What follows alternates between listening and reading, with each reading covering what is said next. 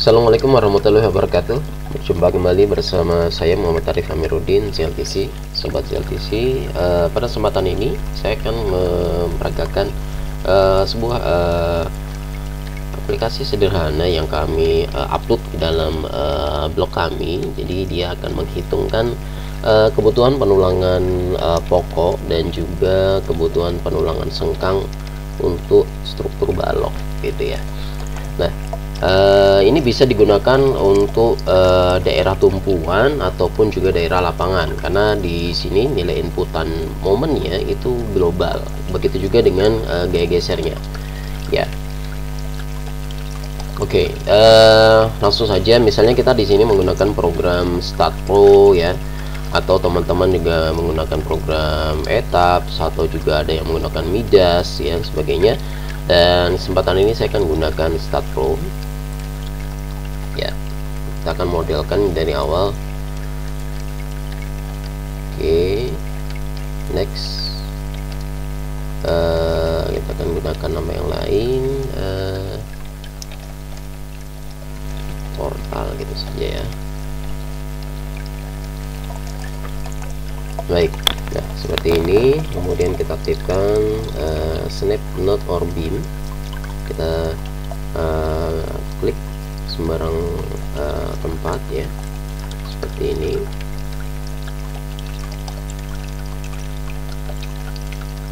Oke, dan escape dan escape. Kemudian kita sudah punya portal 2 dimensi seperti ini ya.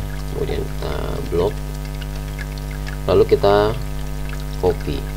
copy ke arah Z ya. Kemudian misalnya jaraknya 5 meter dan aktifkan link step, jadi nanti langsung muncul balok ya. Nah, seperti itu. Nah, yang bawahnya ini dihapus saja. Oke ya. Nah, seperti ini. Gridnya bisa kita sembunyikan, jadi dia tidak mengganggu ya. Oke, baik. Ini adalah misalnya sebuah garasi lah seperti itu ya, yang menggunakan atasnya adalah dak beton. Oke, tahapan selanjutnya yang akan kita lakukan adalah kita akan menambahkan langsung propertinya. Di sini kita akan menambahkan sectionnya. Kita pilih di sini define, kita pilih rectangle.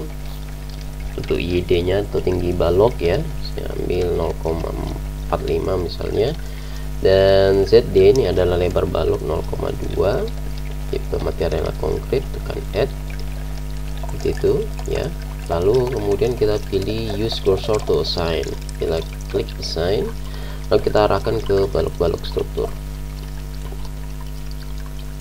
ya. Langsung jadi seperti ini ya. Kemudian kita tambahkan lagi untuk struktur kolomnya, misalnya di situ 0,25 konkret, add plus. Kemudian kita klik assign, kita pilih ke kolom-kolom struktur ya. Nah, kita bisa pastikan sekarang renderannya seperti ini ya. Oke, close. Nah, baik. Kemudian saya langsung ke support. Kita create dulu di sini, kita pilih yang fixed ya, artinya jepit ya di supportnya. Kita klik add, kita pilih support 2, lalu kita pilih assign ya, seperti ini. Tekan escape. Nah, kita sudah punya sekarang sebuah elemen struktur yang lengkap pada sebuah bangunan, yaitu kolom, balok, dan pondasinya. Walaupun pondasinya ini masih berupa support aja, belum pondasi tapak ya, atau pondasi yang lainnya. Oke, next, langsung kita klik di load-nya. Sini saya akan tambahkan adalah depth. Di sini kita tambahkan self weight. Oke. Save week arah Y sesuai dengan aksis ya, assign. Oke, ini sudah otomatis nih, langsung kepilih semua. Kemudian kita klik lagi loadnya di sini, kita pilih create new, kita pilih di sini adalah date lagi, di sini misalnya adalah plat beton, plat ini ya.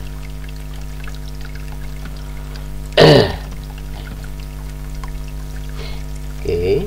Nah, di sini kita dengan bentangan seperti ini ya. Nah, kita munculkan dimensinya ya.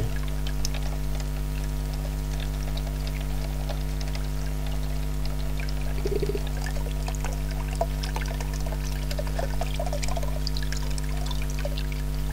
Ya, seperti ini. 4 meter, 5 meter, 4 meter. Nah, kita akan menentukan dulu tebal plat minimum pada struktur kita ini ya. Struktur kita ini dengan yang paling kecil adalah 4 meter, bentangannya 4000 dibagi dengan 33 minimal 121 kalau kita mau buat langsung tanpa balok anak ya. Tapi dengan bentang seperti ini rawan terhadap getaran ya. Jadi sebaiknya kita tambahkan ada balok anak di situ ya. Jadi kita akan tambahkan dulu struktur balok anaknya di sini ya. Kemudian saya akan duplicate ya ke arah minus 2,5, tapi dia ke arah Z ya. Oke, dan klik OK. Nah, jadi sekarang kita punya balok anak di situ. Nah, tapi di sini ada sebuah elemen yang jadi tidak memiliki keterangan. Nah, ini sebentar kita update dulu. Display ya, sekarang dia sudah muncul, tipenya juga R1 R1. Oke, berarti sudah ditambahkan. Oke, baik. Kemudian kita lanjut ke load. Di sini kita ke plat beton. Selanjutnya kita akan menambahkan bebannya untuk plat beton. Oh iya, tadi kita sudah tentukan plat beton ya, berarti dengan 2,5 meter 2500 dibagi dengan 33 itu minimal 75 mili. Nah, berarti kalau kita pakai 100 mili itu masih memenuhi syarat ya, 100 gitu ya. Tapi kita harus kembali mengecek berapa beban yang akan dilayani oleh plat tersebut. Jangan terlalu tipis dan nanti akhirnya bisa membahayakan. Oke, saya ambil yang 120 lah, 120 ya. Kita kali dengan berat plat beton.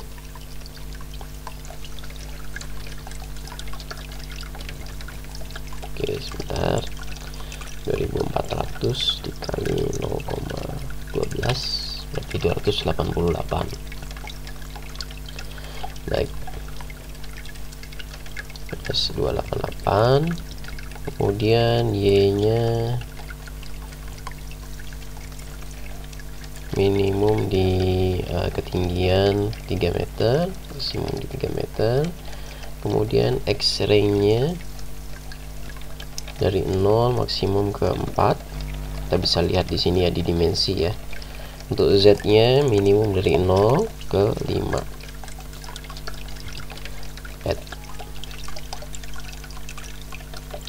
Oke, kita akan coba cek ya.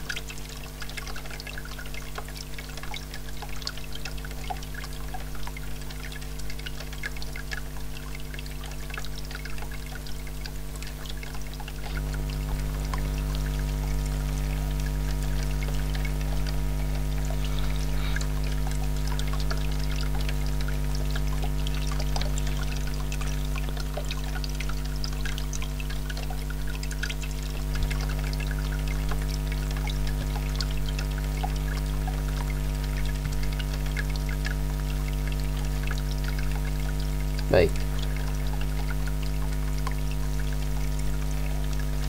Baik, nah di sini berarti kita memang harus menambahkan minus. Nah, di sini tadi ada problem, itu adalah di range-nya gitu ya. Jadi kita range-nya ini dia mengikuti grafik, jadi bukan dari panjang. Jadi kita munculkan dulu grafiknya. Nah, di sini 0 sampai ke 6 di sini minimum ya, seperti itu. Nah, oke, di situ kita baru bisa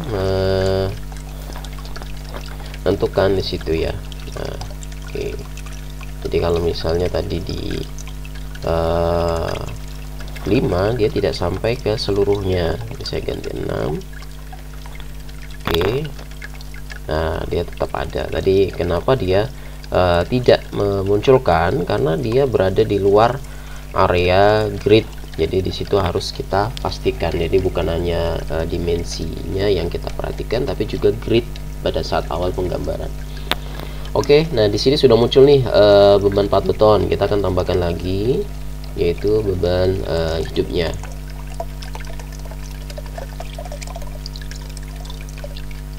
Live ya, oke.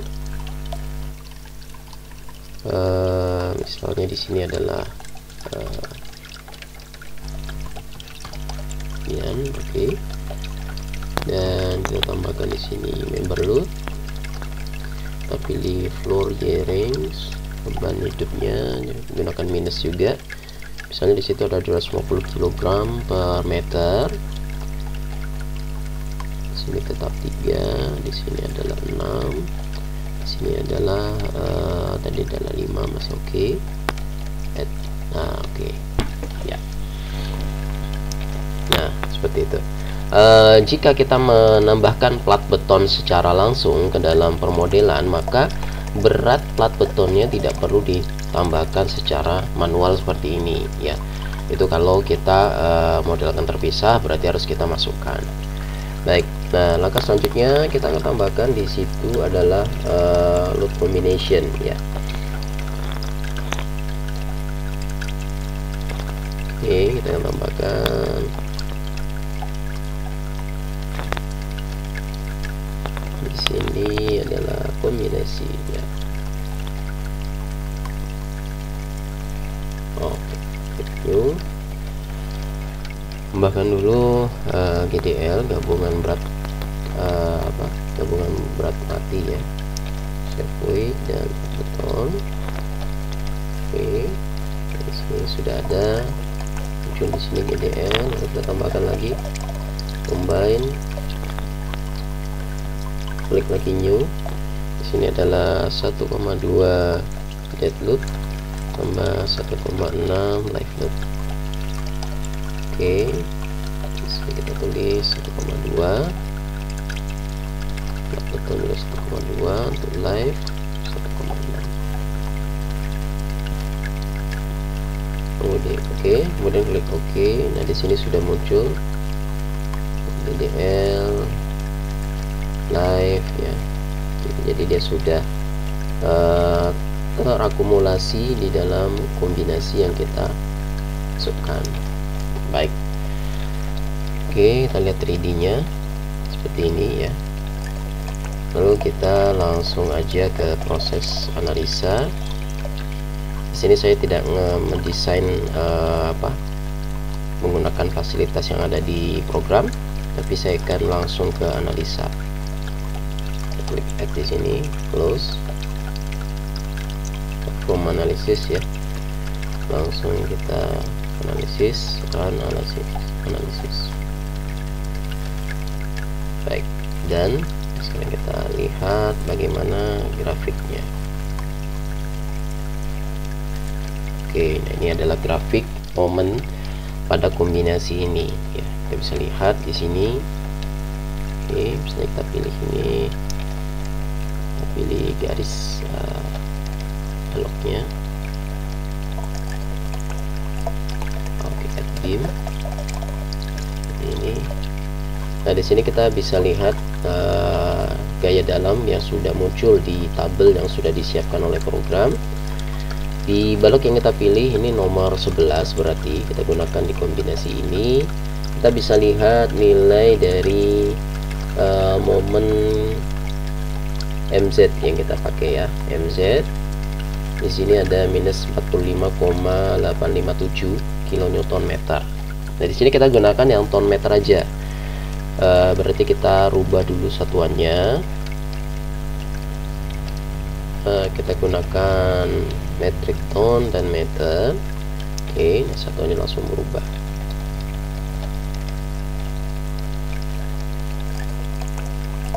Oke, tapi di sini info satuannya tidak berubah ya, jadi harus hati-hati ya di sini. Kita cek kembali.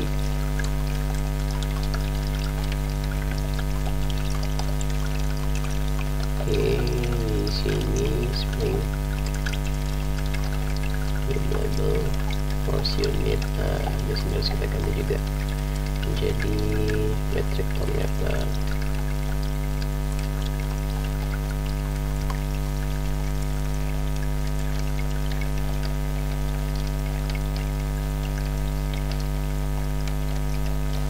Oke, play. Oke, nah sudah berubah. Baik, sekarang kita pilih misalnya balok ini, akan kita cek penulangannya. Nah, di sini kita pilih yang kombinasi terbesar, nilainya adalah minus 4,676 ton meter. Oke, nah di sini kita gunakan nilai tersebut. Panjang balok di sini berarti adalah 5, ukuran balok tadi kita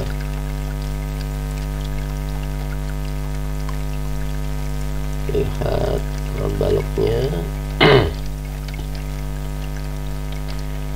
Properti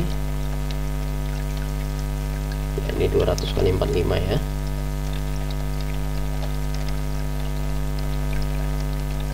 Cm, di sini adalah 45. Tulangannya kita pakai di sini 400, untuk mutu betonnya 25 MPa.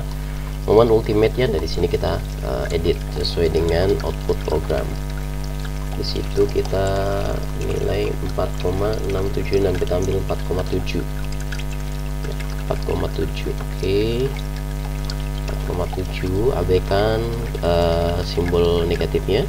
Kemudian gaya geser yang terjadi di situ kita lihat nilai geser, maka kita ambil pada nilai dari FY ya, 1,54. tapi di sini ada yang lebih besar nih, 3,355, maka kita ambil yang terbesar 3,3. Saya ambil 3,4. Jarak sengkang kita perkirakan awal dulu 10 cm aja, kemudian kita klik hitung di sini. Baik, nah di sini sudah ada sebuah laporan singkat, dimana di sini akan muncul tinggi efektif dari balok yang dipakai, luas tulangan perlu adalah sekian, tulangan minimumnya adalah sekian, maksimum adalah sekian, dengan nilai kekuatan geser adalah sekian, nilai VC lebih besar daripada nilai VS ya, maka digunakan tulangan geser minimum yaitu sebesar 17,5 mm persegi. Kemudian untuk luas tulangan perlu itu digunakan adalah 331,46 mm persegi. Kalau kita menggunakan diameter 10, kita perlu menggunakan 5 batang diameter 10. Kalau diameter 13 menggunakan 3 batang. Kalau diameter 16 menggunakan 2 batang. Kalau diameter 19 kita menggunakan 2 batang tulangan saja. Baik, nah jadi dengan adanya aplikasi singkat ini bisa dibuka di mana saja, juga bisa dibuka menggunakan handphone, sehingga kalau misalnya teman-teman perlu membandingkan ataupun perlu memberikan sebuah choice untuk melakukan konversi penulangan yang ada, maka dengan aplikasi ini bisa dilakukan dengan sangat cepat dan mudah. Baik, demikianlah sekedar sharing-sharing dan bagaimana cara penggunaan aplikasi terbaru kami. Semoga dapat menginspirasi dan bermanfaat. Saya akhiri. Assalamualaikum warahmatullahi wabarakatuh.